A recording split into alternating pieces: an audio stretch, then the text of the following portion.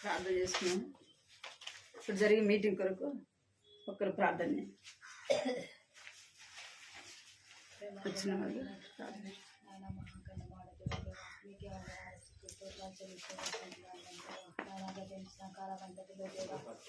కృపాక్షేమం విధానాన్ని బట్టి దేవానికి ఎత్తులు స్తోత్రాలు ప్రభా. తండ్రి దేవనాయన ఇంటిలో తంప్రభనాయన గృహకుడిగా తంప్రభనాయన స్త్రీల కొడుక కలిగి ఉన్న విధానాన్ని బట్టి దేవా మీకు ఎత్తులు స్తోత్రాలు తంప్రభనాయన మీరే నీ యొక్క నూతన భాగాల ద్వారా తండ్రి మాతో మాట్లాడుతూ రండి తంప్రభనాయన పాటల ద్వారా తండ్రి వాక్యం ద్వారా తంప్రభనాయన మీరే మహిమ పరిస్తున్నామని నీకు పాదంలో చేత వేడుకుంటూ వస్తుంటున్నాను తంప్రభ. తండ్రి దేవనాయన తండ్రి ఇంకా ఎవరైతే రానైతుండ్రో వారు ఉంటున్నారో తంప్రభనాయన వారు మీరే ద్వారా పెట్టమని తండ్రి సకాలంలో తంప్రభనాయన రావాల్సిందిగా తంప్రభనాయన మీరే వారిని తీసుకురామని నీకు పాదంలో చింత వేడుకుంటూ వస్తుంటున్నాను తంప్రభ. తండ్రి దేవనాయన మీ వాక్యాన్ని మర్చిపోకుండా తండ్రి భద్రపరుచుకొని తంప్రభనాయన ఒక వాక్యానికి అనుగుణంగా మా యొక్క జీవితాల్లో జీవించే విధంగా దేవా మీరే తోడుగా ఉండండి, సహాయం చేస్తారండి తంప్రభ. దినదినము తంప్రభనాయన నీ యొక్క ప్రేమను గుర్తెరిగి తంప్రభనాయన నీ యొక్క ప్రేమకు దాసులుగా జీవించే విధంగా తంప్రభనాయన నీకు సమీపస్తులుగా ఉండే విధంగా తంప్రభనాయన నన్ను మమ్మల్ని నీకు కృపకు జ్ఞాపకం చేసుకోమని దేవా నీకు పాదంలో చెంత వేడుకుంటూ వస్తుంటున్నాను తంప్రభ. నాన్న ఎలాంటి సాధారణ శక్తి లేకుండా తంప్రభనాయన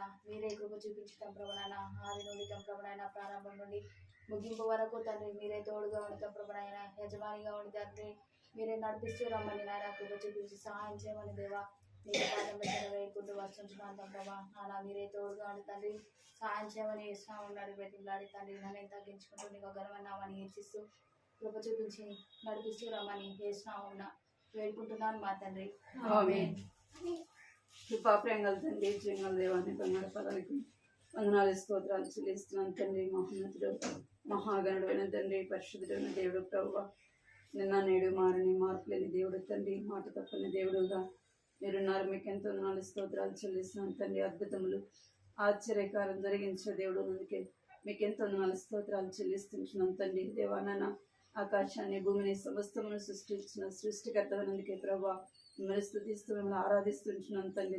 దేవదూతల చేత నిత్యము స్తుతింపబడుచున్న దేవుడు ఆరాధింపబడుచున్న తండ్రి.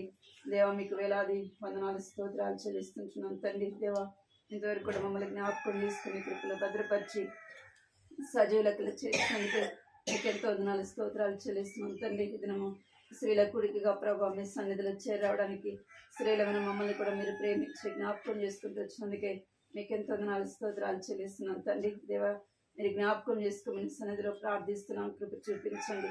దేవతను జ్ఞాపకం చేసుకునే తండ్రి, దేవతన కుటుంబాన్ని మీరు జ్ఞాపకం చేసుకోమని సన్నిధిలో ప్రార్థిస్తున్నాం తండ్రి. కుటుంబంలో స్త్రీలముగా చేరి ప్రభావములు స్తుతించడానికి దేవములు గణపరచడానికి తండ్రి దేవాన్ని సన్నిధిలో ప్రార్థించడానికి నన్ను మీరు మమ్మల్ని జ్ఞాపకం చేసుకోమని సన్నిధిలో ప్రార్థిస్తున్నాం. ప్రభా కనికరించండి, కృప చూపించమని నీ సన్నిధిలో ప్రార్థిస్తున్నాం తండ్రి. సహాయించండి.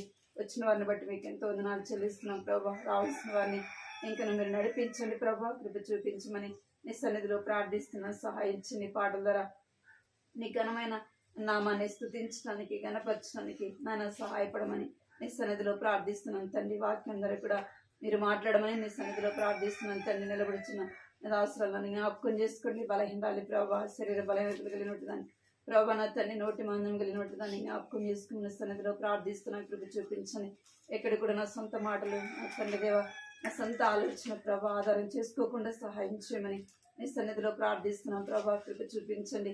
ఆత్మ సంబంధమైన మాటలు ప్రభా మీరు అనుగ్రహించండి.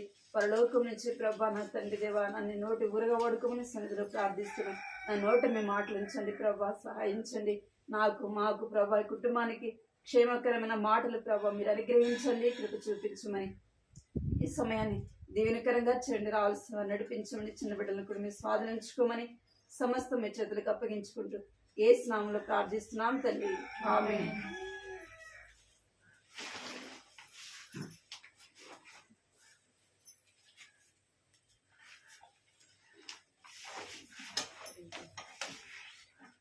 పాట పాడుకున్నాను.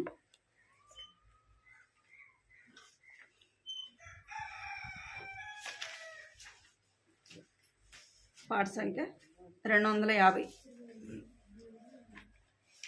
పాట సంఖ్య 250.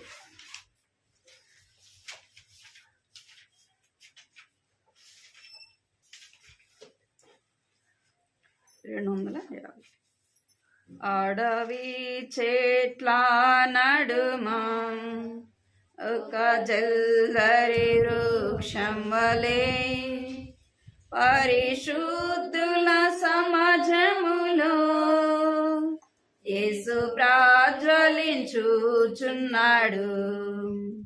పరిశుద్ధుల సమాజములో యేసు ప్రాజ్వలించుచున్నాడు. కీర్తింతున్ నా ప్రభుని జీవకాలమెల్లా ప్రభు యేసుని కృతజ్ఞతతో స్తుతించెదను. కృతజ్ఞతతో స్తుతించెదను. షారోను రోజాయనే లోయ పద్మమును ఆయనే. షారోను రోజాయనే లోయ పద్మమును ఆయనే. అతి పరిశుద్ధుడు ఆయనే. 10,000 అతి శ్రేష్ఠుడు. అతి పరిశుద్ధుడు ఆయనే. 10,000 అతి శ్రేష్ఠుడు. కీర్తింతున్ నా ప్రభుని జీవకాలమెల్లా ప్రభు యేసుని కృతజ్ఞతతో స్తుతించెదను. కృతజ్ఞతతో స్తుతించెదను. పరిమళ తైలం నినమం అనివాసన వ్యాపించెగా. పరిమళ తైలం నినమం అనివాసన వ్యాపించెగా. నింద శ్రమ సంకటములలో నన్ను సుగంధముగా చేయును. నింద శ్రమ సంకటములలో నన్ను సుగంధముగా చేయును. కీర్తింతున్ నా ప్రభుని జీవకాలమెల్లా ప్రభు యేసుని కృతజ్ఞతతో స్తుతించెదను. కృతజ్ఞతతో స్తుతించెదను. మనోవేదన సహించలేక సిల్వ వైపునే చూడగా. మనోవేదన సహించలేక సిల్వ వైపునే చూడగా. లేవనెత్తి నన్నెత్తుకొని భయపడకు మని అంటివి. లేవనెత్తి నన్నెత్తుకొని భయపడకు మని అంటివి. కీర్తింతున్ నా ప్రభుని జీవకాలమెల్లా ప్రభు యేసుని కృతజ్ఞతతో స్తుతించెదను. కృతజ్ఞతతో స్తుతించెదను. నా త్రోవకు దీపం నీవే. నా బ్రతుకుకు జీవం నీవే. నా త్రోవకు దీపం నీవే. నా బ్రతుకుకు జీవం నీవే. నా సేవకు బలము నీవే.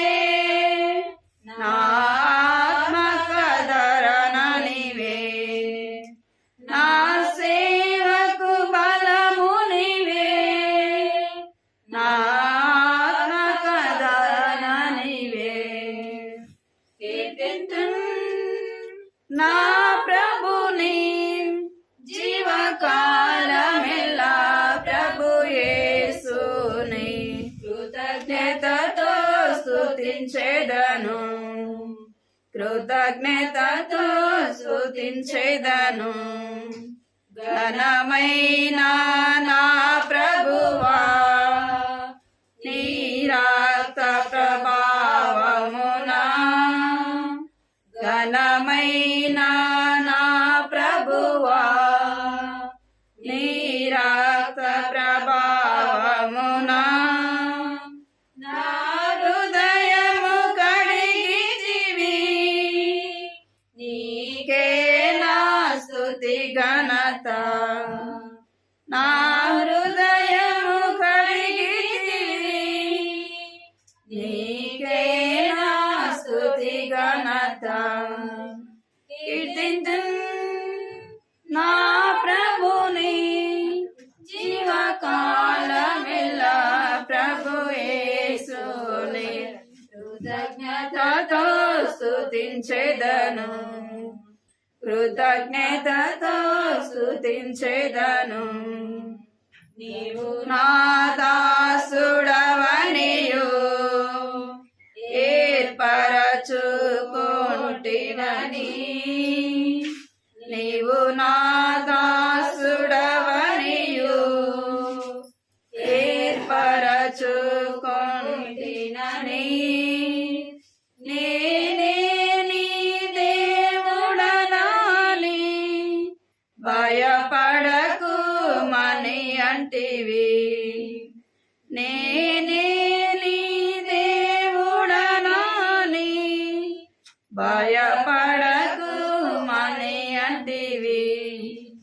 కీర్తింతున్ నా ప్రభుని జీవకాలమెల్లా, ప్రభు యేసుని కృతజ్ఞతతో స్తుతించెదను.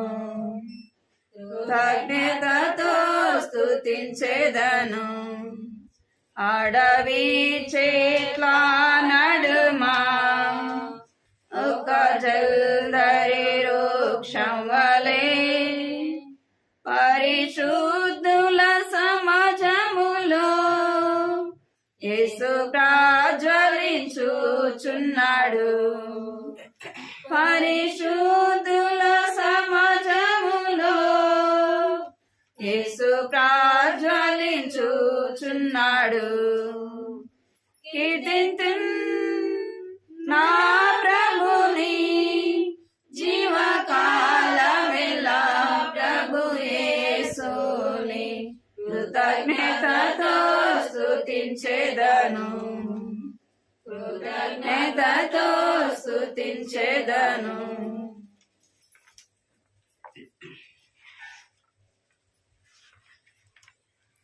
కొత్త పాటలు ఓకేనా?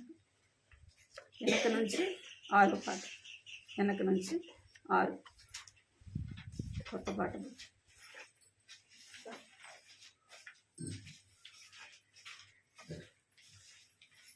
ఆకాశమందు నీ ఉండగా నేను ఎవరికి ఉందా?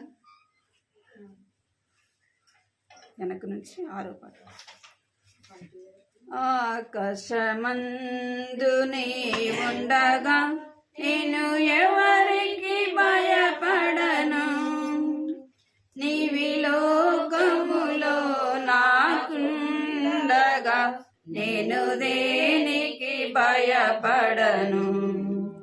నీవి లోకములో నాకుండగా నేను దేనికి భయపడను.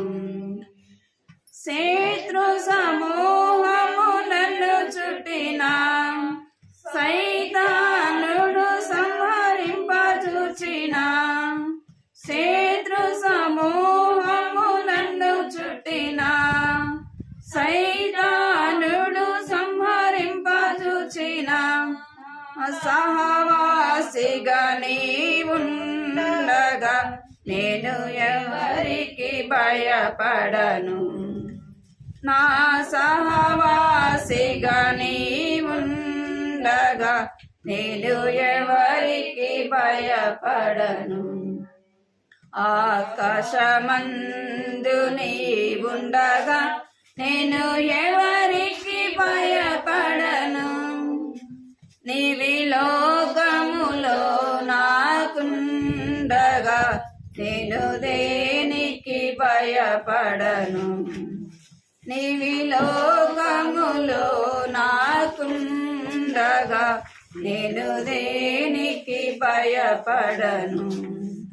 వ్యాధులు, కరువులు, శోధనలు, బాధలు, దుఃఖము, వేదనలు, వ్యాధులు, కరువులు, శోధనలు, బాధలు, దుఃఖము, వేదనలు, మరణము మృంగగా చాచించిన నేను దేనికి భయపడను. మరణము మృంగగా కాంక్షించిన నేను దేనికి భయపడను. ఆకాశమందు నీవుండగా నేను ఎవరికి భయపడను. లోకములో నాకుండగా నేను దేనికి భయపడను. నీవి లోకములో నాకుండగా నేను దేనికి భయపడను. మహిమైశ్వర్యము, వైభవము, మహిమానందము మారనివి. మహిమైశ్వర్యము, వైభవము, మహిమానందము మారనివి. ప్రభు క్రీస్తే నాకుండగా నేను ఎవరికి భయపడను. నా ప్రభు క్రీస్తే నాకుండగా నేను ఎవరికి భయపడను. ఆకాశమందు నీవుండగా నేను ఎవరికి భయపడను. లోకములో నాకుండగా నేను దేనికి భయపడను. నీవి లోకములో నాకుండగా నేను ఎవరికి భయపడను. నా తీర్మానమునే చేసితి, నా ప్రభు యేసుని నమ్మితిని. నా తీర్మానమునే చేసితి, నా ప్రభు యేసుని నమ్మితిని. అనుభవమిచ్చును ఆ ప్రభువే నేను ఎవరికి భయపడను. అనుభవమిచ్చును ఆ ప్రభువే నేను ఎవరికి భయపడను. ఆకాశమందు నీవుండగా నేను ఎవరికి భయపడను.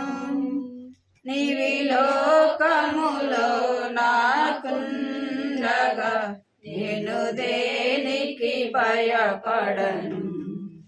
నీవి లోకములో నాకుండగా నేను దేనికి భయపడను. పడిపోయిన వెనుకంజ వేయక, పశ్చాత్తాపము పడి అడుగు. పడిపోయిన వెనుకంజ వేయక,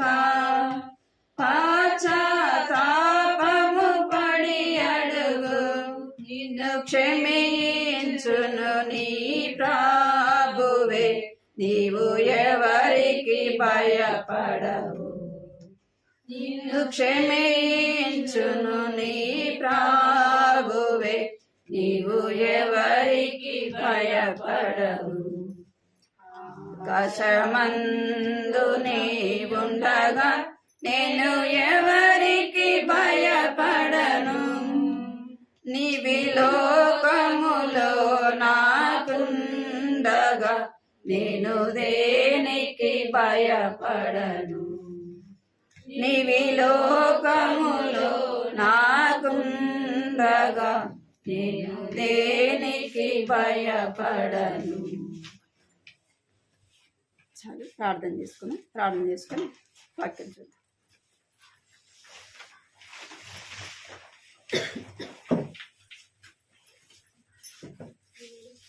కృపా ప్రేంగల తండ్రి, జీవంగల దేవాన్ని బంగారు పాదాలకు వందనాలు స్తోత్రాలు చెల్లిస్తున్నాను తండ్రి.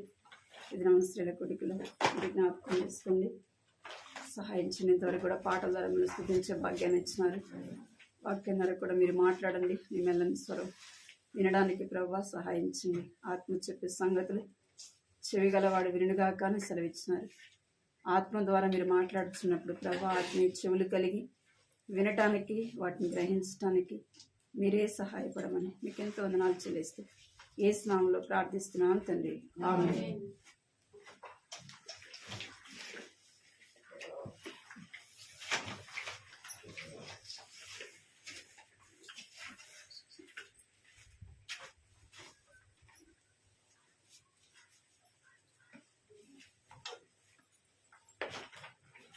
ఇప్పుడు లాస్ట్లో పాట పాడాను కదా, ఈ పాట ఆకాశమందు నీ ఉండగా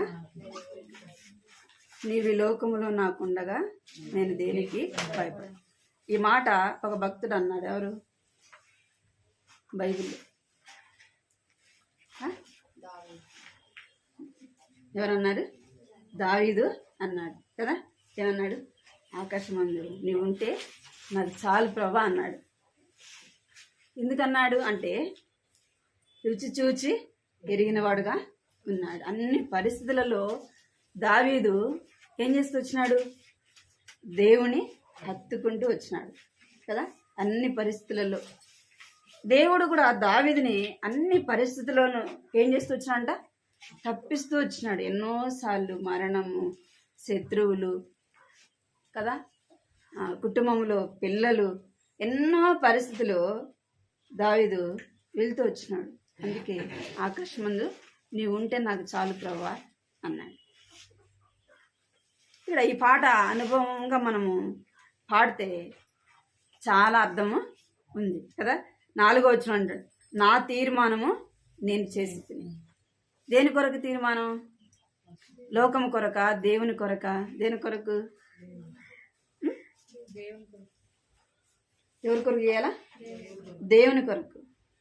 మనం ఏం చేస్తామంటే సగం లోకము, సగం దేవుడు.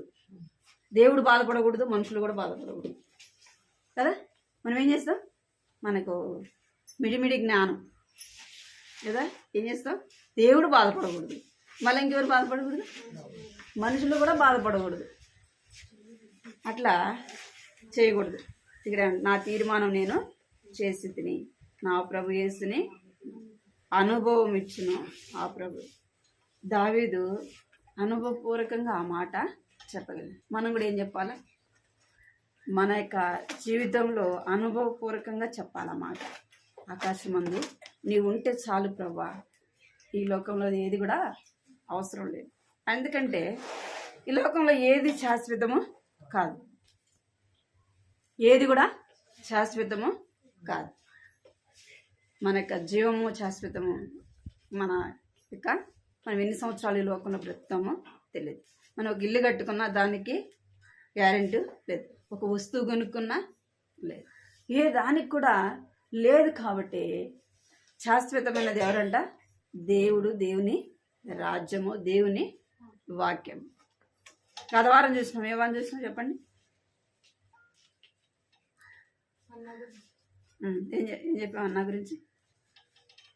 84 సంవత్సరాలు అయినా కూడా దేవుని హత్తుకొని, దేవుని మందిరాన్ని హత్తుకొని జీవించింది. దేవాలయమును ఏం చేస్తూ వచ్చిందంట? విడువక ఉంటూ వచ్చింది. ఉపవాస ప్రార్థనలతో ఏం చేస్తూ వచ్చిందంట? రేంబగలు దేవుని సేవిస్తూ వచ్చింది. అనేకుల కొరకు ఏం చేస్తుందంట? ప్రార్థన చేసిన స్త్రీగా మనము చూస్తూ వచ్చింది. ఇప్పుడు కూడా లూకాసు వార్త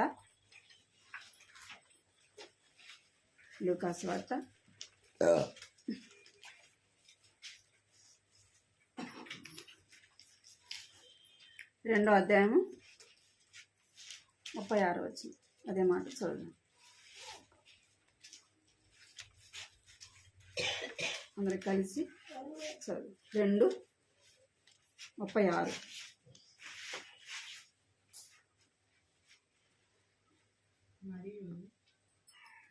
37 అవుతుంది చదవక 37 అందరం కలిసి చదువు.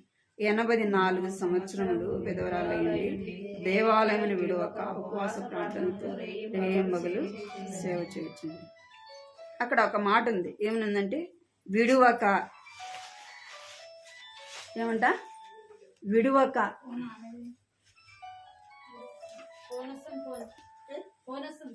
హెబ్రీ రాసిన పత్రిక 13వ అధ్యాయము, హెబ్రీ రాసిన పత్రిక 13వ అధ్యాయం 5వ వచనం.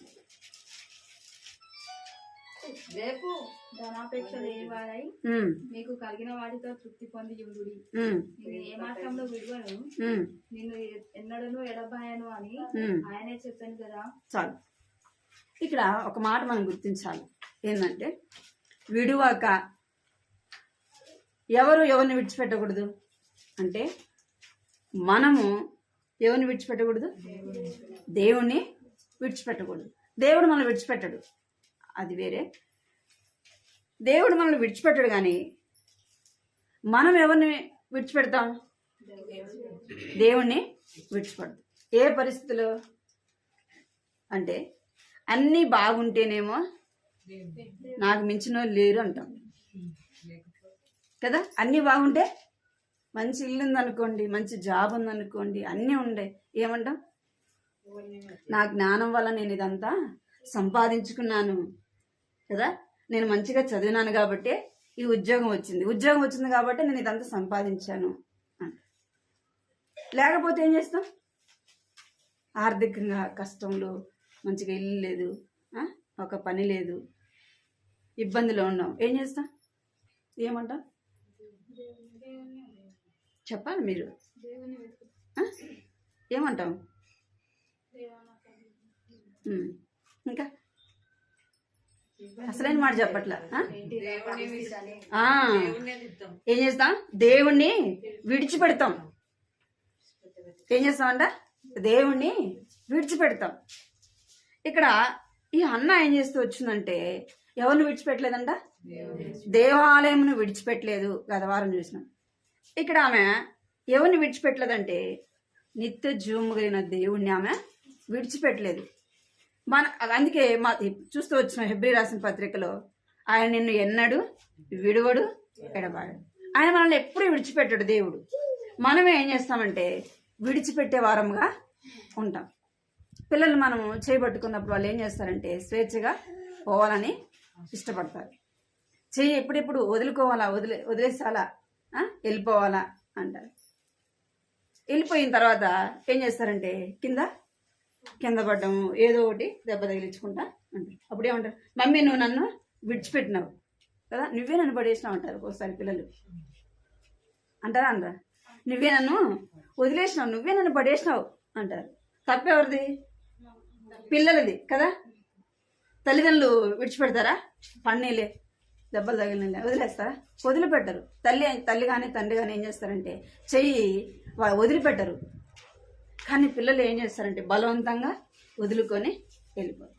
పడిన తర్వాత అంటారు, ఎవరినంటారు? తల్లినే అంటారు. ఇక్కడ అన్న ఏం చేస్తూ వచ్చిందంటే విడువక ఉంటూ వచ్చింది. మనం కూడా ఎవరిని విడిచిపెట్టకూడదంటే దేవుణ్ణి ఏం చేయకూడదంట? ఎలాంటి పరిస్థితులైనా మనము విడిచిపెట్టకూడదు. అందుకే చూస్తాం మత్తయి సువార్త, మనం ఏ పరిస్థితులు బట్టి వదిలిపెడతామంటే మత్తయి సువార్త 13వ అధ్యాయం 20 నుంచి 22 వరకు చదువు.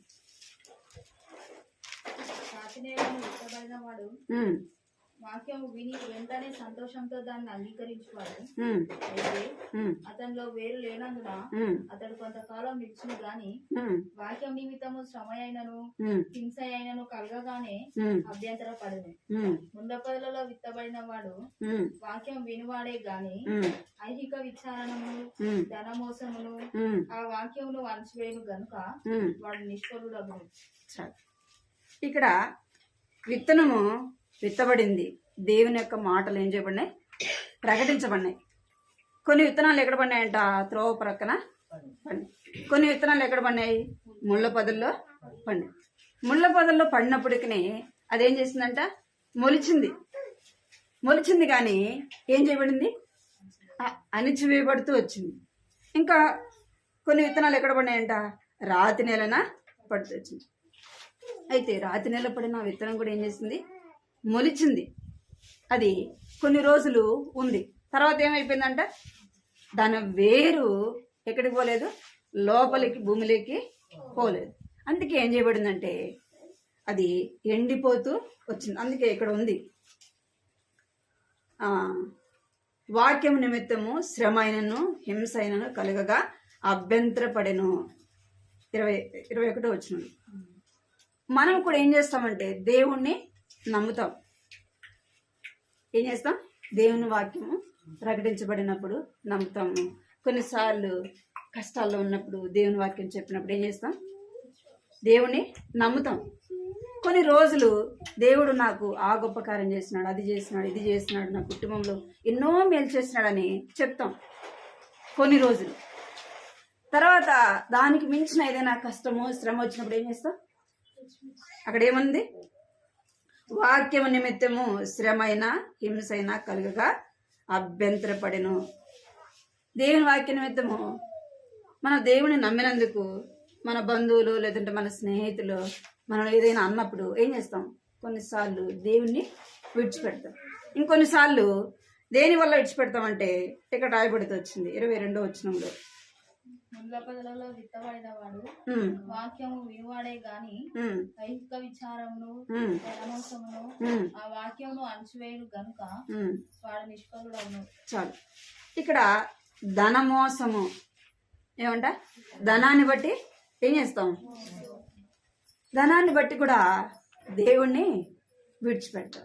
కష్టం వచ్చినప్పుడు శ్రమ వచ్చినప్పుడు ఏమంటామంటే, నేను దేవుని మందిరానికి వెళ్తున్నా కదా, ప్రార్థన చేస్తున్నా కదా, దేవునికి నేను అన్నీ ఇస్తున్నా కదా, దేవుడు నాకెందుకు మేలు చేయలేదు, నాకేనా కష్టము, నాకేనా ఈ బాధ అని ఏం చేస్తాం, దేవుణ్ణి విడిచిపెడతాం. మన దేవుణ్ణి విడిచిపెట్టినంత మాత్రాన నువ్వు పోగొట్టుకుని తిరిగి సంపాదించుకుంటావా? ఒకవేళ అప్పులు అయినాయి అనుకోండి, దేవుణ్ణి విడిచిపెట్టినావు, మరి అప్పులంతా నువ్వు తీర్చుకోగలవా? ఏదైనా నువ్వు చేయగలవా? మన వల్ల ఏది కూడా ఒక్క ఇంటికి మనము ఏం చేయలేమంట, దాన్ని తెల్లగా కానీ నల్లగా కానీ చేయి. మన సమస్యలు మనం ఏది కూడా దేని కూడా మనం తీర్చలేదు.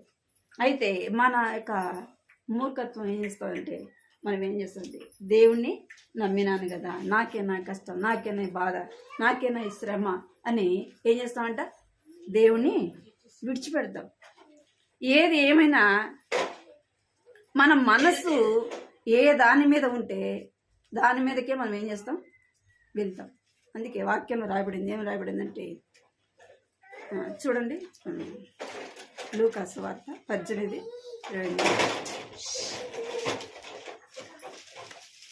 లూకా సువార్త 18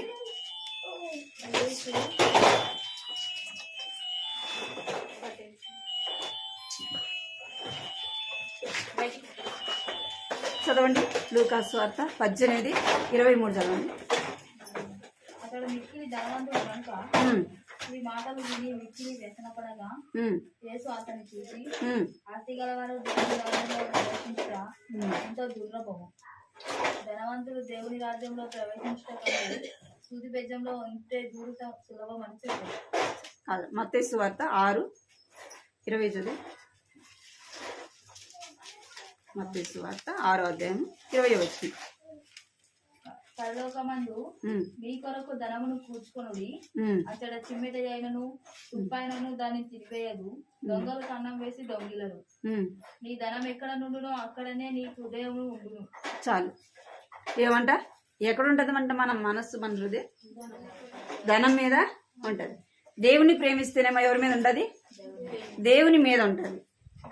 ధనాన్ని ప్రేమిస్తే, లోకాన్ని ప్రేమిస్తే మన మనసు అంతా ఎట్లుంటది, లోకం మీదనే ఉంటుంది. నా ఇల్లు ఏమైందో కదా, అదేమైందో, ఇదేమైందో. అందుకే లోతు భార్య ఏం చేసింది, దేవుడు ఏం చెప్పినాడు, వెనక్కి చూడవద్దు, అని చెప్పినాడు. ఈ లోతు భార్యకి మనసు అంతా ఎక్కడుంది? తన ఇంటి మీద ఉంది, తన ఇంట్లో ఉన్న వస్తువుల మీద ఉంది. అందుకే ఏం చేస్తుందంటే దేవుడు చెప్పినప్పటికీ ఏం చేస్తుంది, వెనక ఏమైందో, నా ఇల్లు ఏమైపోయిందో కదా, నేను సంపాదించుకున్నది, నా బట్టలు ఏమైపోయినాయో, నా బంగారం ఏమైపోయిందో కదా. ఆడవాళ్ళకి స్త్రీలకు ఏముంటుందంట, ఎక్కువ ఏదాని మీద ఉంటుంది, బంగారు బట్టలు, వీటి మీదనే కదా, వాటి మీదనే ఎక్కువ మన మనసు అంతా ఉంటుంది. అందుకే లోతు భార్య ఏం చేస్తుందంటే వెనక్కి చూస్తుంది. అందుకే బైబిల్లో చెప్పింది ఎక్కడుందంట, నీ ధనం ఎక్కడ ఉండునో అక్కడే నీ హృదయము ఉండును. మనం దేన్ని విడిచిపెట్టాలా అంటే లోక సంబంధమైన దాన్ని విడిచిపెట్టాలా. మనం లోక సంబంధమైన దాన్ని పట్టుకుంటాము, దేన్ని విడిచిపెడతాం? దేవుణ్ణి విడిచిపెడతాం. ఆ శాశ్వతమైన దాన్ని మనము పట్టుకుంటూ దానికోసమే ప్రయాసపడుతూ దాని వెనకాలే మనం పరిగెత్తుతూ ఏం చేస్తాం, మన సమయం అంతా కూడా వ్యర్థంగా పోగొట్టుకుంటాం. దేవుని రాజ్యము అది శాశ్వతమే.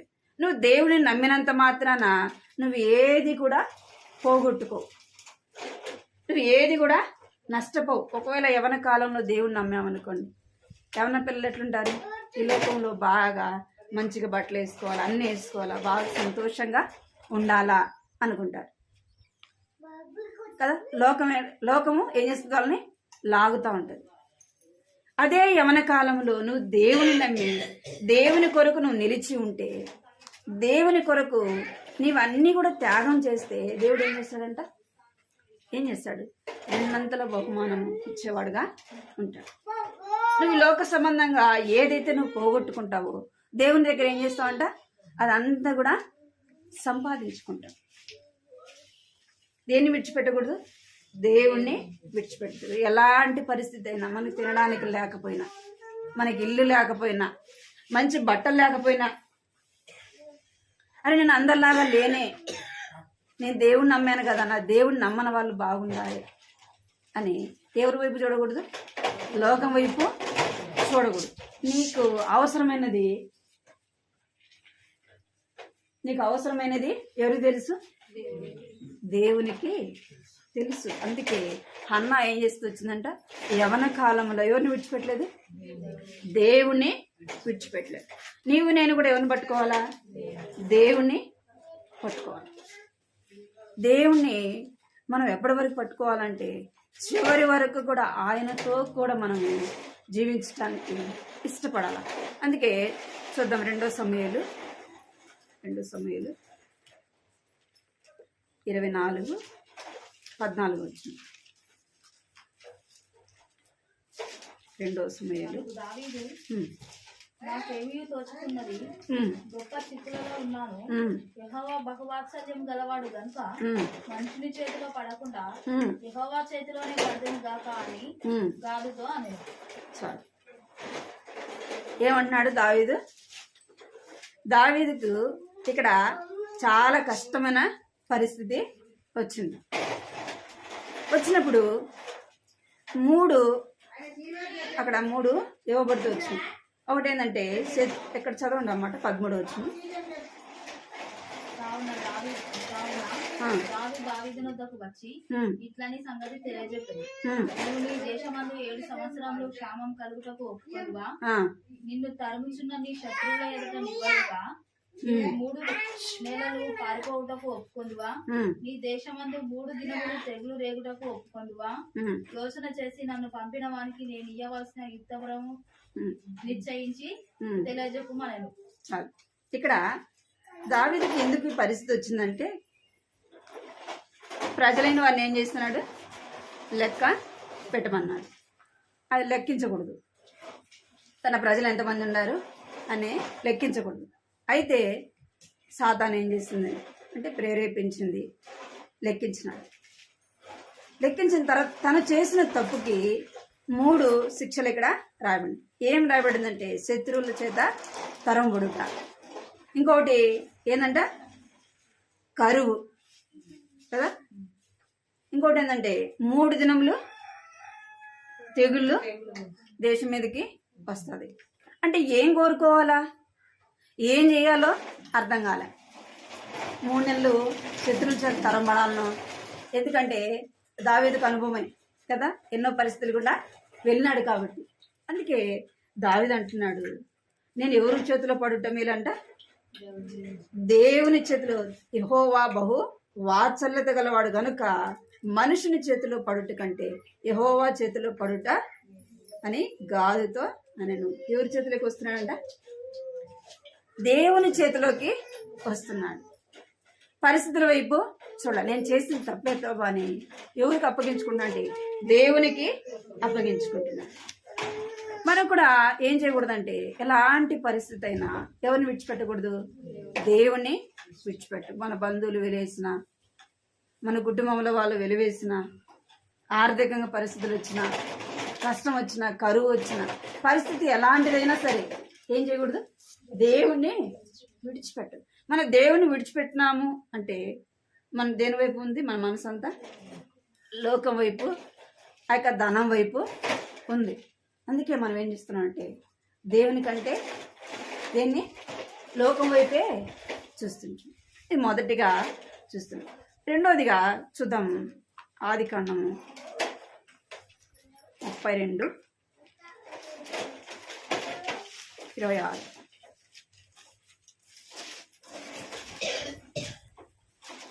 ఆదికాండము తెల్లవారుచున్నది గనుక నన్ను పోనిమనగా అతడు, నీవు నన్ను ఆశీర్వదిస్తేనే గాని నేను పోనీయనని. చాలు. ఇక్కడ ఎవరి గురించి చెప్పబడింది అంటే యాకోబుని గురించి చెప్పబడింది. యాకోబుకి ఆశీర్వాదం లేదా? యాకోబు లేనివాడా? చాలా ధనవంతుడు యాకోబు. తన తండ్రి దగ్గర నుంచి వెళ్ళిన తర్వాత యాకోబు ఏం చేస్తూ వచ్చినాడంటే లాబాను దగ్గరికి వెళ్ళిన తర్వాత ఏం చేసినాడు, చాలా సంపాదించుకున్నాడు. ఎంతో ఆశీర్వదింపబడినవాడు ఎవరు? యాకోబు. అయితే యాకోబు ఈ లోక సంబంధంగా చాలా ధనవంతుడు, ఆశీర్వదింపబడినవాడు. అయితే ఎవరు ఆశీర్వాద కొరకు చూస్తున్నాడంటే ఏమైంది అక్కడ, ఒక బండి తీశాడు. ఏమన్నాడు 26వ వచనము, ఆయన తెల్లవారుచున్నది కనుక నన్ను పోనిమ్ము, అతడు నన్ను ఆశీర్వదిస్తేనే కానీ నేను నిన్ను పోనీయను. ఏమన్నాడు? నీవు నన్ను ఆశీర్వదించితేనే కానీ నిన్ను పోనీయను. ఏ ఆశీర్వాదం ఇది? ఆత్మ సంబంధమైన ఆశీర్వాదం, పరలోక సంబంధమైన ఆశీర్వాదం. ఈ లోక సంబంధంగా ఎంతో ఆశీర్వదించబడినాడు. అయితే లోక సంబంధమైన ఆశీర్వాదం ఎన్ని రోజులు ఉంటుంది? మనం యోబుని చూస్తే యోబు లోక సంబంధంగా చాలా ధనవంతుడు. ఒక దినం రానే వచ్చింది. ఏమైంది? ఈ లోక సంబంధమైన ఆశీర్వాదం అంతా ఏమో అయిపోయింది. పిల్లలు పోయినారు, తను సంపాదించుకున్న ఆస్తి అంతా పోయింది కదా. అది ఎలాంటిది? ఈ లోక సంబంధమైన ఆశీర్వాదం. దాని అంతా ఏం చేసినంటే పోగొట్టుకున్నవాడుగా చూస్తుంది. ఇక్కడ యాకోబు ఎంతో ధనవంతుడు అయినప్పటికీ యాకోబు ఏమన్నాడంటే, నువ్వు నన్ను ఆశీర్వదిస్తేనే కానీ నేను నిన్ను పోనీయను. రాత్రి అంతా కూడా ఎవరితో పోరాడంట? దేవునితో పోరాడుతూ వచ్చినాడు. నువ్వు నన్ను ఆశీర్వదిస్తేనే నేను నిన్ను పోనిస్తాను అంటే దేవునికి కాళ్ళు ఎట్లా పట్టుకున్నట? గట్టిగా పట్టు. మగసిరి గలవాడుగా పోరాడును అంటే ఎట్లా పోరాడినాడు చూడండి. రాత్రి అంతా పెనుగులాడుతూ వచ్చినాడంట. నువ్వు నన్ను ఆశీర్వదిస్తేనే నేను నిన్ను పోనిస్తాను. ఇందుకు ఆశీర్వాదం ఉంది కదా అంటే ఇది ఎప్పుడు ఉండేది కాదు అని యాకోబు గుర్తించి ఏం చేస్తున్నాడంట? ఆశీర్వాదం ఇచ్చే ఆ దేవుణ్ణి ఏం చేస్తున్నాడు? బతిమిలాడుకుంటా ఉన్నాడు. నువ్వు నన్ను ఆశీర్వదిస్తేనే నిన్ను పోనిస్తా. తెల్లవారుతుంది నన్ను వదిలిపెట్టమంటే ఏమన్నాడు? చక్కగా నువ్వు నన్ను ఆశీర్వదిస్తే నేను నిన్ను పోనిస్తాను. అందుకే చూడండి ఆ మాట చదవండి. 38. నన్ను పోనిమనగా అతడు, నీవు నన్ను ఆశీర్వదిస్తేనే గాని నేను పోనీయనెను. ఆయన నీ పేరేమని అడగగా అతడు యాకోబు అని చెప్పాను. అప్పుడు ఆయన, ఉమ్, నీవు దేవునితోనూ మనుషులతోనూ పోరాడి గెలుస్తీవి గనుక ఉమ్, ఇక మీదట నీ పేరు ఇశ్రాయేలే గాని ఉమ్. యాకోబు అనబడదని చెప్పాను. చాలు. ఇక్కడ యాకోబు నీ నీ పేరు ఏమని దేవుడు అడుగుతున్నాడు. ఏమంటున్నాడు? నా పేరు యాకోబు. యాకోబు అంటే యాకోబు అంటే మోసగాడు. అన్నని ఏం చేస్తున్నాడు? మోసగించినాడు కదా. 2 సార్లు ఏం చేసినాడు? ఒకసారి ఏమో అన్నను మోసగించినాడు, రెండోసారి వాళ్ళ నాయన్ని మోసగించినాడు. అందుకే యాకోబు నా పేరు యాకోబు అని చెప్తాను. అంటే తన స్థితి ఎవరి దగ్గర చెప్పుకున్నాడు? దేవుని దగ్గర ఒప్పుకుంటున్నాడు. మనం ఆశీర్వదింపబడాలి అంటే మన జీవితం ఏం కావాలా? ఏం కావాలా? మారాల. ఏం కావాలా? మన జీవితము, మన మాటలు, మన ప్రవర్తన, మన నడక అంతా కూడా ఏమవ్వాలా? మారిపోవాలి. మరి యాకోబు ఎలాంటి వాడు? అబ్రహాము ఇసాకు కుమారుడు.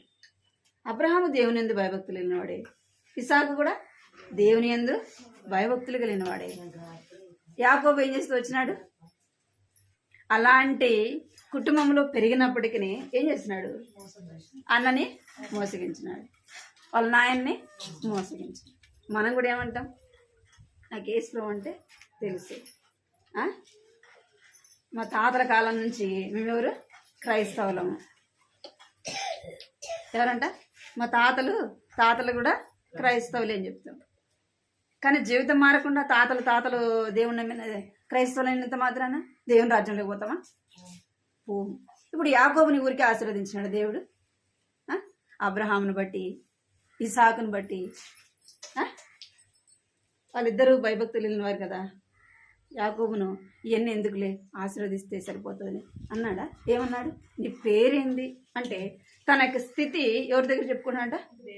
దేవుని దగ్గర చెప్పుకున్నాడు. ఎప్పుడైతే తన జీవితం మార్చబడిందో, ఏం పేరు మార్చబడింది? ఇశ్రాయేలీలుగా మార్చబడింది. యాకోబు కాదు, ఇప్పుడు మోసగాడు కాదు. ఇశ్రాయేలులో ఏ వంకరతనము లేదు అంటున్నాడు దేవుడు. అంటే యాకోబుని ఏం చేస్తూ వచ్చినాడు? ఆశీర్వదించుతూ వచ్చినాడు. మనం కూడా మన స్థితి అంతా దేవుని దగ్గర ఒప్పుకోవాలి. యథార్థంగా దేవుని కొరకు ఏం చేయాలంట? జీవించాలి. యథార్థంగా జీవించినప్పుడు, అందుకే ఒక మాట రాయబడింది, యెహోవా యందు భయభక్తులు కలిగి వారిని ఎడల ఆయన దాచుంచిన మేలు ఎంతో గొప్పది. ఏమంట? ఆయనందరూ భయము భక్తి కలిగి ఉంటే ఆయన దాచుంచిన మేలు ఎంతో గొప్పది. యాకోబును దేవుడు ఎంతగానో ఆశీర్వదించినాడు. అందుకే యాకోబు యొక్క జీవితము మార్చబడింది. తను ఆశీర్వాదకరంగా చేయబడుతూ వచ్చినాడు. మనకు కూడా ఎవరిని వెంబడించాలంట? ఎవరైనా ఏమైనా చేస్తారంటే వాళ్ళని ఏం చేస్తాం? మనం వెంబడిస్తాం. రాజకీయ నాయకులు ఎవరైనా ఏదైనా చేస్తానంటే మీ ఇళ్ళకి ఏమైనా చేస్తా, లేదంటే మీకు ఉద్యోగానికి ఏదైనా సహాయం చేస్తా, మీ ఊరికి రోడ్డు వేస్తా. ఇప్పుడు ఎలక్షన్లు తెగ చెప్పేది ఏం చేస్తాం? వాళ్ళ మాటలు నమ్ముతాం కదా. వాళ్ళ మాటలు నమ్ముతాం. వాళ్ళ మాట మీద ఉంటారా? వాళ్ళ అవసరానికి ఏం చేస్తారు?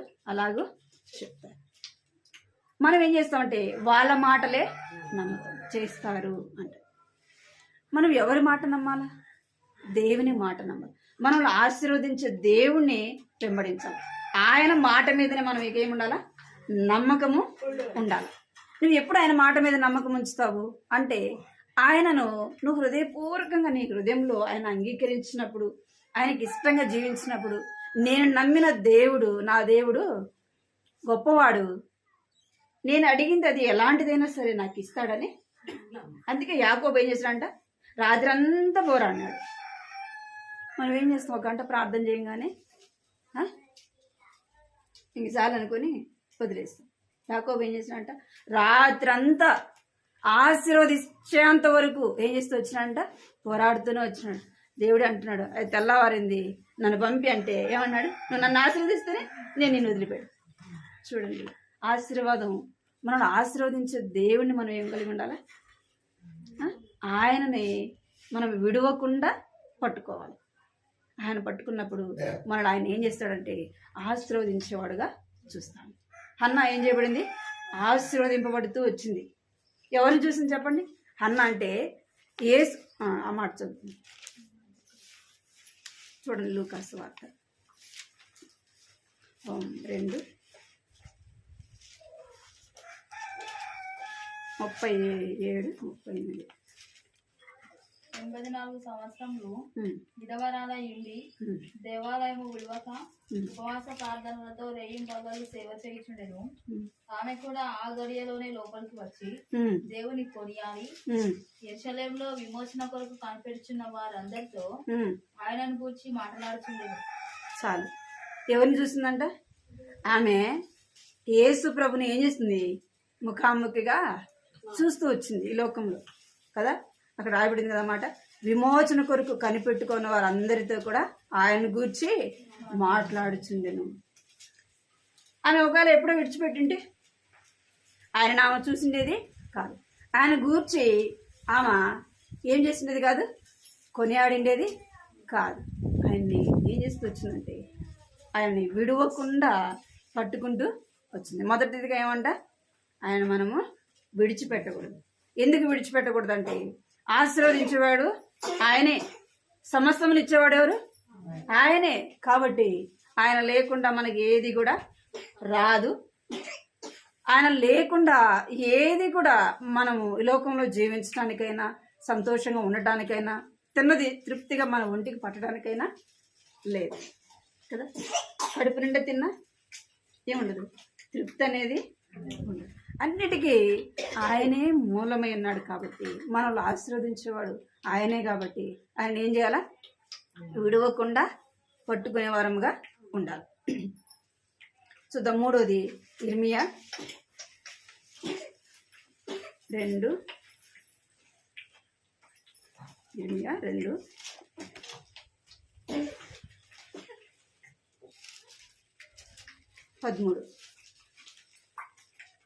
నా జనులు 2 నేరములు చేసి ఉన్నారు. జీవజలంలో ఊటనైన నన్ను విడిచి ఉన్నారు.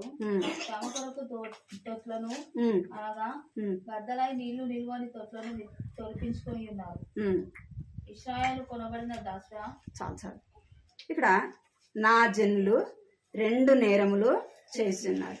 జీవజలపు ఊటనైన నన్ను విడిచి తమ కొరకు తొట్లను అనగా బద్దలైన నిలుపునట్టు తొట్లను తొలిపించుకొని తిన్నారు.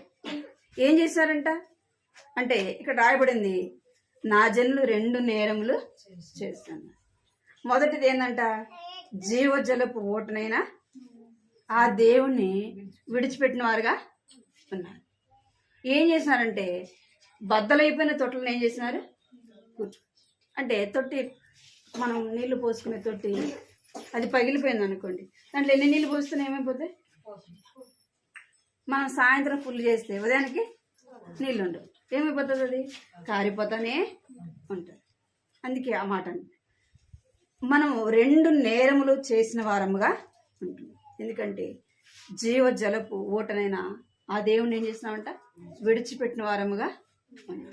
అన్నిటికీ మూలమైన ఆ దేవుని మనం ఏం చేసినా విడిచిపెట్టిన వారముగా ఉంది.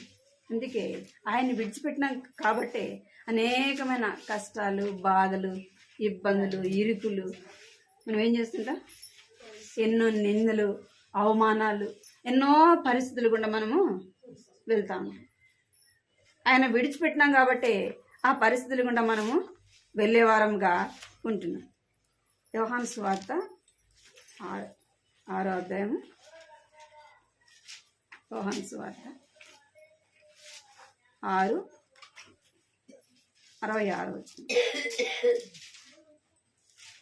అప్పటి నుండి ఆయన శిష్యులలో అనేకులు వెనుక తీసి మరి ఎన్నడూనూ ఆయనను వెంబడింపలేదు. కాబట్టి యేసు, మీరు కూడా వెళ్ళిపోవాలని ఉన్నారా అని 12 మందిని అడగగా, సీమోను పేతురు, ప్రభువా, ఎవని యొద్దకు వెళ్ళుదుము? నీవే నిత్య జీవపు మాటలు గలవాడవు, నీవే దేవుని పరిశుద్ధుడవని మేము విశ్వసించి ఎరిగి ఉన్నామని ఆయనతో చెప్పాను. చాలు.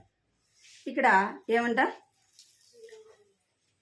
38వ వచనంలో సీమోను పేతురు, ప్రభువా ఎవని వద్దకు వెళుదుము, నీవు నిత్య జీవము మాటలు గల వాడవు.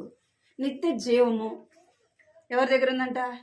దేవుని దగ్గరే ఉంది. అందుకే యేసుప్రభు అంటున్నాడు, అందరూ వెళ్ళిపోయినారు కదా, మీరు కూడా వెళ్తారా అని అడిగినప్పుడు సీమోను పేతురు అంటున్నాడు, ప్రభు మేము ఎక్కడికి వెళ్ళగలం, ఎక్కడికి మేము పోగలం? ఎక్కడికి పోయినా ఏముంది? కష్టం ఉంది, బాధ ఉంది, శ్రమ ఉంది, నిన్న ఉంది, అవమానాలు, ఎన్నో పరిస్థితులు. ప్రభా నిన్ను విడిచి మేము ఎక్కడికి పోగలము? కనుక అంటున్నాడు, నీవే నిత్య జీవపు మాటలు గలవాడువు, నిన్ను విడిచి మేము ఎక్కడికి పోతాము అని. అంటే సమస్తం నీవే కదా, నిన్ను విడిచి మేము ఎక్కడికి వెళ్ళగలము అంటున్నాడు. మనకు సమస్తమును ఇవ్వగలిగిన వాడు ఎవరు? ఆ దేవుడు. ఆయన నిత్య జీవపు మాటలు కలిగిన వాడు కనుక ఆయనను మనం ఏం చేయాలంట? విడువక పట్టుకునే వారముగా ఉండాలి. విడిచిపెట్టకూడదు. మనకు వచ్చిన కష్టాన్ని బట్టి విడిచిపెట్టకూడదు, మనకు వచ్చిన నిందను బట్టి విడిచిపెట్టకూడదు, అవమానాన్ని బట్టి దేవుణ్ణి విడిచిపెట్టకూడదు. పరిస్థితి ఎలాంటిదైనా ప్రభా నా వల్ల ఏమీ కాదు, ఏదైనా అయితే నీ వల్లే అవుతుంది, ఏమైనా చేయగలిగితే నువ్వే చేయగలవు అని దేవుని మీద ఏం చేయాలంట? ఆధారం. అందుకే శతాధిపతి అంటాడు, ప్రభా ఏమైనా చేయగలిగితే నువ్వే చేయగలవు. అంటే చనిపోయిన వాళ్ళు బ్రతుకుతారు అనే తనకు నమ్మకం చూడండి. తన కుమార్తె ఏమైపోయింది? చనిపోయింది. ఏమంటున్నాడు? ఏమైనా అయితే నీ వల్ల అవుతుంది ప్రభా అని ఏం చేస్తున్నాడు? ఆయన మాట మీద నమ్మకం. ఎవరిని పట్టుకున్నాడు? ఆయనని పట్టుకుంటా అన్నాడు. మనం కూడా ఏం చేయాలంట? మనల్ని అన్ని పరిస్థితుల నుంచి విడిపించేవాడు ఆయనే కాబట్టి ఆయనను మనము పట్టుకోవాలి. ఆశీర్వదించేవాడు ఆయనే కాబట్టి ఆయనను మనం పట్టుకునే వారముగా ఉండాలి. నిత్య జీవపు మాటలు కలిగినవాడు, జీవము ఇచ్చేవాడు ఆయనే కాబట్టి ఆయన మనం ఏం చేయాలంట? విడువక పట్టుకొని ఆయన కొరకే జీవించాలి. ఎలాంటి పరిస్థితి అయినా సరే ఆయన కొరకు మనము జీవించాలి. ఒక స్త్రీ ఏం చేసిందంటే యేసు ప్రభుని నమ్మింది. ఎట్లా నమ్మింది అంటే సువార్త చెప్తా ఉంటే ఏం చేసిందంటే దేవుని మాటలు వినింది. దేవుని మాటలు వినింది. ఆమె పైన వీధిలో సువార్త చేస్తూ ఉంటే పైనుండి ఆమె ఏం చేస్తుంది? దేవుని మాటలు వినింది. ఆమె హృదయంలో విశ్వాసము ఉంచింది. మన వాళ్ళు చెప్తారు కదా, మీరు ఎవరైనా ప్రార్థన చేసుకుంటే మీ మనసులో చేసుకోండి అంటారు సువార్త చేసేటప్పుడు కదా. మీరు ఎవరైనా ప్రార్థన చేసుకుంటే మనసులో చేసుకోండి, యేసు ప్రభువునందు విశ్వాసం ఉంచండి అని చెప్తారు. ఆమె ఏం చేసిందంటే మనసులో కళ్ళు మూసుకొని 2 మాటలు ప్రార్థన చేసింది. యేసు ప్రభువునందు విశ్వాసం ఉంచింది. అయితే తన భర్త ఎక్కడికి కూడా వెళ్ళలేడు. బైబిల్ కావాలా, బైబిల్ చదువుకోవాలని ఆమెకు ఆశ. మీరు ఈరోజు ఎంతమంది బైబిల్ చదివినారో నాకు తెలియదు. చదివినారా? సరే, ఈ మాట చెప్పినాక తీర్మానం చేసుకోండి. ఏమంట? బైబిల్ చదవాలని తన హృదయంలో ఆశ. బైబిల్ ఎవరిస్తారు? ఎక్కడి నుంచి వస్తుంది బైబిల్? కొనుక్కోవాలంటే పోవాలి కదా బయటికి. తన భర్త పోనేడు. ఏం చేసిందంటే ఒక క్రైస్తవుడిని తెలిసి ఆయన అడిగిందంట, ఆయన నాకు బైబిల్ తెచ్చివా అని. ఆయన ఏం చేసినంటే తన భర్తకు తెలియకుండా ఆమెకు బైబిల్ తెచ్చిచ్చినాడు. ఆమె ఏం చేసిందంటే ప్రతిరోజు తన భర్తకు తెలియకుండా బైబిల్ చదివేదంట. తన భర్త చూస్తాడంటే బాత్రూంలోకి బట్టలతో సహా చుట్టుకొని పోయి బాత్రూంలో చదివేదంటే బైబిల్. బాత్రూంలో మోకరించి ప్రార్థన చేసేదంట. ఇది నిజంగా జరిగినది. అట్లా చేసేదంట బాత్రూంలోకి వెళ్ళి. ఎందుకంటే బయట చదివితే భర్త ఒప్పుకోడు కదా. ఒకసారి చూసి కొట్టినాడంట. ప్రార్థన చేసుకున్నాడంటే ఒకసారి చూసి ఇంకొకసారి కానీ నువ్వు బైబిల్ చదివినట్టు కానీ ప్రార్థన చేసినట్టు కానీ తెలిస్తే నేను చంపేస్తానన్న. ఏం చేసిందంటే అయినా ఆ దేవుని ఆమె ఏం చేసింది? రుచి చూచి ఎరిగింది. ఆయన్ని విడిచిపెట్టడానికి ఆమెకు ఏం లేదు, మనసు లేదు. ఏం చేసిందంటే తన భర్త డ్యూటీకి వెళ్ళినప్పుడు బైబిల్ చదివేదంట, ప్రార్థన చేసుకుంటుందంట. ఒక పాట రాసింది. ఏం పాట అంటే క్రైస్తవ జీవితము సౌభాగ్య జీవితము. ఆ పాట ఆమె రాసింది. అది ఆమె వాళ్ళ భాషలో రాస్తే దాన్ని తెలుగులో రాశారు ఆ పాటని. ఆమె ఏం చేసిందంటే ఒకరోజు రోజు బైబిల్ చదువుకునేది, ప్రార్థన చేసుకునేది, రోజు కొంచెం పాట రాసేదంట. కొద్ది కొద్దిగా రాస్తా వచ్చింది. ఇంకా చివరి వచనం కూడా రాసిందంట. చివరి వచనం రాసి అది మనసు బాగా పాడుకోవాలా అని ఆమెకి హృదయంలో ఆశ. ఆ పాట మనసారా పాడాలా అని. సమయం ఎప్పుడు వస్తాడో తెలీదు. ఏమైందంటే ఒకరోజు భర్త చెప్పినాడంట, ఏమని, నేను దూరదేశం పోతున్నా, నేను వచ్చేలో వారం రోజులు పడుతుంది, నాకు అన్నీ సిద్ధపరచు అన్నాడు. ఇంకా ఆమె సంతోషం పట్టలేదంటే, ఎందుకంటే బాగా మనసారా ఆ పాట పాడుకోవచ్చు అని. ఇంకా అన్నీ సర్దింది, ఇంట్లో నుంచి వెళ్ళిపోయినాడు. ఏమైంది, ఇంక వెళ్ళిపోయినాడు కదా, ఇంకా వారానికి కదా వచ్చేది అనుకొని బాగా మనసారా బైబిల్ చదువుకోవచ్చు, ప్రార్థన చేసుకోవచ్చు, పాట మనసారా పాడుకోవచ్చు అనుకుంది. పోయి టికెట్ బుక్ కాలేదని వెనక్కి వచ్చాడు. ఈమె వచ్చేలోపు పాట బాగా పాడుతూ ఉందంట. ఆ పాటని పాడుతూ ఉంటే వచ్చినాడంట, మూల మీద కర్ర ఉంటే దాంతో కొట్టాడు. మా దేవుణ్ణి విడిచిపెట్టు, నేను చనిపోతాను కానీ ఆ దేవుణ్ణి నేను విడిచిపెట్టను అంటే 2-3 ఏళ్ళకి ఏమైపోయింది, చనిపోయింది. అర్థమైందా మీకు? మరి చచ్చిపోతావు, నేను చంపేస్తాను అన్నప్పుడు వదిలిపెట్టచ్చు కదా. ఉంటే ఇక్కడ ఉంటా, లేదంటే దేవుని దగ్గర ఉంటా. మనకుందా అలాంటి నిరీక్షణ? మరి ఈరోజు బైబిల్ చదివినారా? ప్రార్థన చేసినారు ఏం కానీ బైబిల్ చదివినారా? మరి ఎందుకు చదవాలా? అన్నం మీద తింటారా? కూర లేకుండా తింటారా? చెప్పండి, తింటారా? చదువు రాకపోతే అది వేరు. అర్థమైందా మీకు? చదువు రాకపోతే బైబిల్ చదవలేము. రాదు కదా, చదవలేము. మరి దేవుడు జ్ఞానం ఇచ్చాడు, చదువు ఇచ్చాడు, మరి ఎందుకు బైబిల్ చదవట్లేదు? ఏం లేదు, మనకి దేవుని వాక్యం మీద ఆశ లేదు. దేవుని వాక్యం మీద మనకేం లేదు, ఆశ ఉంటే ఏం చేస్తాం? దేవుడు నాతో ఏం మాట్లాడతాడో, బైబిల్ చదివితే ఏం మాట్లాడతాడు. మనం మందిరానికి వెళ్ళాం, ఒక అరగంట సేపు వాక్యం వింటాం, వచ్చేస్తాం కదా. తినిపిస్తే తృప్తి ఉంటుందా? తింటే తృప్తి ఉంటుందా? కదా. తింటేనే మనకు తృప్తి. మనం బైబిల్ చదివితే దేవుడు ఏం చేస్తాడు? మనతో మాట్లాడతాడు. రోజుకు ఒక అధ్యాయం చదవలేరా?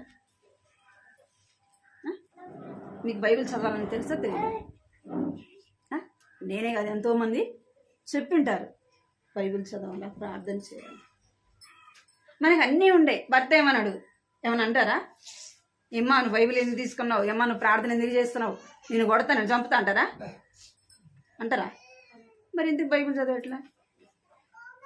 చంపుతామన్నా అప్పుడు పరిస్థితులు ఏం చేసేవాళ్ళు? ప్రార్థన చేసుకొని ఇచ్చేవాళ్ళు కాదు, బైబిల్ చదవనిచ్చేవాళ్ళు కాదు. అయినా ఏముంది వాళ్ళకి? బైబిల్ చదవాలా, ప్రార్థన చేసుకోవాలని తపన, ఆలోచన. మనం కూడా బైబిల్ చదవాలా, దేవుడు నాతో ఏం మాట్లాడతాడు ఈరోజు అంతట్లో అనే ఆశ మనకు ఉండాలి. అన్నప్పుడు మన దేవుని వాక్యం రోజు చదువుతూ ఉన్నప్పుడు ఏమొస్తుందంట? దేవుని గురించి తెలుసుకుంటాము. ఈ లోక సంబంధమైన జ్ఞానం కాదు. దేవుడు ఏం చేస్తాడు? ఆత్మ సంబంధంగా దేవుని కొరకు మనం ఎలాగ జీవించాలా, ఎలాగ ఆయన కొరకు మనం బ్రతకాలా, మనం ఎలాగ ఆయన కార్యం చేయాలా, దేవుడు నన్ను ఎందుకు రక్షించినాడు, దేవుడు ఎందుకు ఈ లోకానికి వచ్చి తన ప్రాణాన్ని పెట్టి మనల్ని విమోచించినాడు అని ఏం చేస్తాం?